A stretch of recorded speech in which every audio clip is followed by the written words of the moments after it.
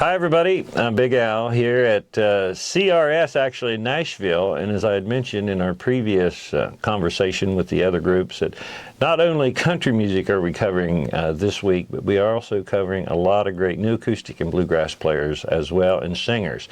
And I've got two of the very best right here with me right now. We've got the IBMA Banjo Player of the Year. Scott Vestal is with us, and we're in his studio here, and I know he's going to tell you everything about it in just a few moments. And we also have True Lonesome Records recording artist Eddie Sanders. He just released a new single out, and the single is Chasing That Midnight Moon, and I'm just so happy that it's #1 for 2 weeks on the Roots chart. That's pretty cool, isn't it? That's a great thing. I was surprised, and I was shocked to see it, but that's our first release on the new label, and our first song. Scott's playing and singing on that song as well, and we're really proud of that. So I tell you, let's go ahead and start with you, and then I'm going to move over to Scott here for just a moment, and please just chime in if you want to for something that I might miss. That song, you wrote that song, and there was a full moon hitting you right in the face. So kind of give us that story, because I think you've got more miles in than I have in trucking right now. Yeah, well, I spend a lot of time here in Nashville, but I live in Oklahoma primarily. But I drive back and forth, hitting Interstate 40. We were putting a list of songs together. I always write or I co-write every song that I put out on most of these records. We were coming to do a session over here with Scott. I was driving in late one night, and the full moon was shining right in my windshield, and I was driving a little fast, and I thought, I feel like I'm chasing the moon right now. So as I was driving into Nashville, I started singing it. That's where I write a lot of songs, is in the car. Yeah. So chasing that midnight moon, trying to get home to Nashville, and that's where the song came from. The next day, me and Glenn were putting down the list of songs for the new album, and I said, I started the song in the car last night. I said, let's write it real quick. So they're not always that easy, but we got the guitars out and wrote that and finished it. And then the next week, we came over here and recorded it, and we liked it so much, it was the first song we put out. And I'm going to ask this because he didn't tell us. So how fast was you driving? I probably don't want to tell that, Big Al. Get myself in trouble if there's any police officers listening. But sometimes I get a little carried away. I bet. I love that. So True Lonesome Records, that is a record company. It's brand new, and I'm going to cover this, and then we're going to cover Scott's studio and things here. But True Lonesome Records, you, Glenn Duncan, and Glenn Duncan is one of the absolute fiddle players of, I guess, any kind of music that there is. I don't care what it is. Glenn Duncan can play it, and he has. He has, So there's really no defining Glenn Duncan, but he is a legend, and not just fiddle. I mean, talking anything. He's one of the greatest people in the whole wide world. But you three put True Lonesome Records together. Am I right on that? It's a new venture. It might be an adventure too, but it's a new venture that we've got started here. Glenn's like a producer.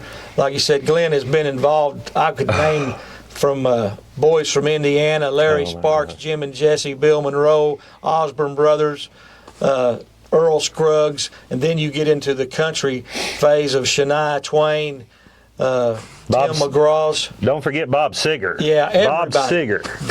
Glenn has his signature on so many bluegrass artists and so many country hits that it's crazy. So Glenn wanted to be a part of this new label, and then Scott had the studio. We love what he does with his ability and the sound that he can pull out. So we talked to Scott, asked him if he wanted to be a part of this new label that we're trying to grow. We've only had the first single coming out. Scott and his brother have a new single that True Lonesome Records will be putting out here really soon.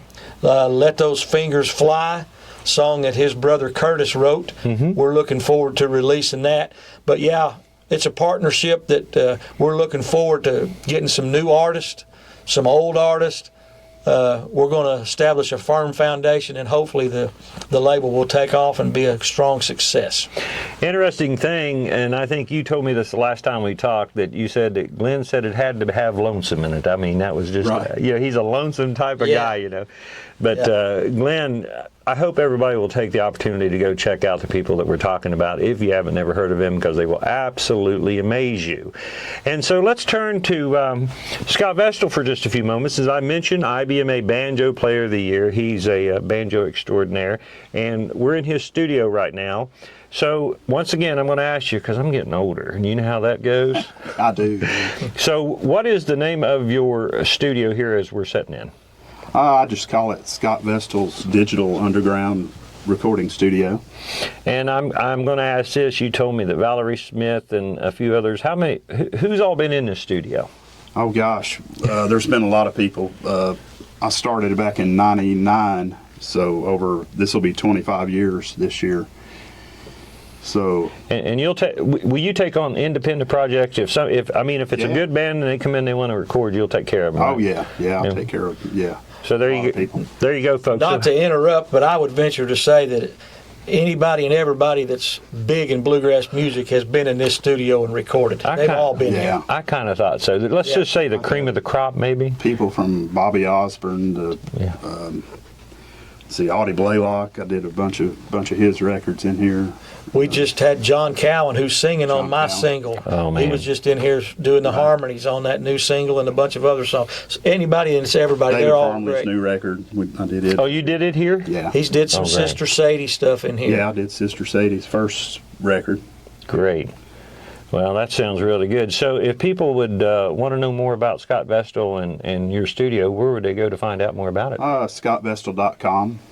And then from there, my studio's on there, my banjo business. I've got my stealth banjos. Like the one behind me? Yeah. That's a nice banjo. Yeah, well, thank you. I seen you playing that somewhere, and I can't remember where I saw you at, but you was with some heavy hitters, and it was the first time I'd ever seen that banjo. And I think, well, he sure changed his style an awful lot. You know? Yeah, that's about the coolest banjo in the business. Yeah, Yeah, I started that back in about 1990. That's when I did the first one of those. And you're building those, really? Yes, sir. Just by curiosity, how long does it take you to build a banjo like that? Usually, we give about a 6-week lead time. 6 weeks? From the time someone 6 weeks. orders one till we get it put together. You know, that's a great thing to tell everybody, too, that we didn't mention, and I called Scott a banjo extraordinaire, which he is. And I did say that he is the International Bluegrass Music Association Banjo Player of the Year. But I remember he and I were talking outside before we got into this, and I was looking back on an older group. Everybody's going to know this name, Doyle Lawson and Quicksilver. And you played with Doyle for quite a long time.